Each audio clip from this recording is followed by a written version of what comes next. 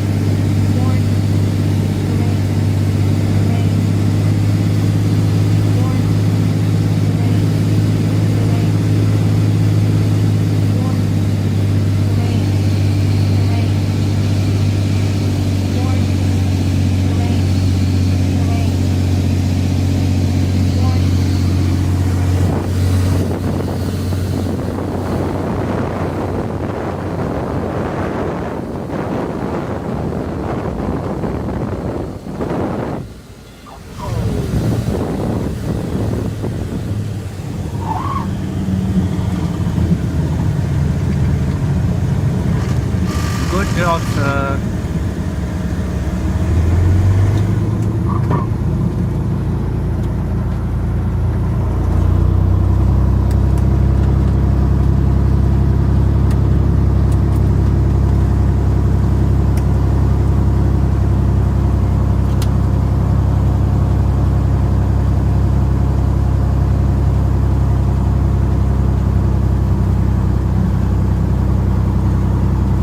देखना दिलचस्प होगा कि आने वाले समय में DGCA ऐसे और प्रशिक्षणों को अनुमति देता है या नहीं। IIT कानपुर में एक बहुत ही यूनिक एक्सपेरिमेंट हुआ। इसमें हमारे पास जो सेस्ना एयरक्राफ्ट है, इसमें एक क्लाउड सीडिंग का अटैचमेंट लगा के फ़्लाइट की गई और फ्लाइट के दौरान क्लाउड सीडिंग के लिए एक फ्लेयर्स का प्रयोग होता है, उसको फायर भी किया गया और जो कि पूरा सक्सेसफुल हुआ। कल से जो हमारा सक्सेसफुल एक्सपेरिमेंट था उसमें उसकी वजह से बारिश तो नहीं हुई क्योंकि क्लाउड के अंदर जाके हमने फायरिंग नहीं करी थी। कल एनीवे बारिश कानपुर में सुबह से ही हो रही थी, लेकिन ये एक्सपेरिमेंट क्योंकि सक्सेसफुल रहा है, इसका अर्थ ये है कि यदि भविष्य में क्लाउड सीडिंग की आवश्यकता पड़ी तो हमारे पास इस पूरा तैयारी रहेगी कि इसका हम प्रयास कर सकें। इसके लिए हम पिछले कई सालों से प्रयासरत हैं। अमेरिका से स्पेशल इंस्ट्रूमेंट अटैचमेंट्स भी मंगवाए गए जो कि कोविड के कारण 2 सालों तक नहीं आ पाए। अब जाके हमने उन इंस्ट्रूमेंट्स को, अटैचमेंट्स को लगा भी लिया है। DGCA की क्लियरेंस भी मिल गई है इसको करने के लिए और हम पहली फ़्लाइट सक्सेसफुल हो पाई है।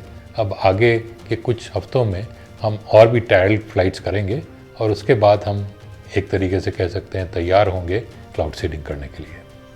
सर, कितनी ऊंचाई तक हम प्लेन को लेके गए इन क्लाउड सीडिंग प्रोसेस को कंप्लीट करने के लिए? हाँ, सेस्ना एयरक्राफ्ट जो है जितनी ऊंचाई तक जाता है, जो कि बहुत ऊंचा नहीं है, इसमें ये एयर प्रेशर नहीं है, तो इसकी ऊंचाई 1-2 किलोमीटर तक होती है, तो उसी हाइट तक जाता है। और उसी हाइट तक जाने की आवश्यकता नॉर्मली होती है क्योंकि जो रेन क्लाउड्स होते हैं वो नीचे ही रहते हैं, वो बहुत ऊंचे स्तर पे नहीं होते।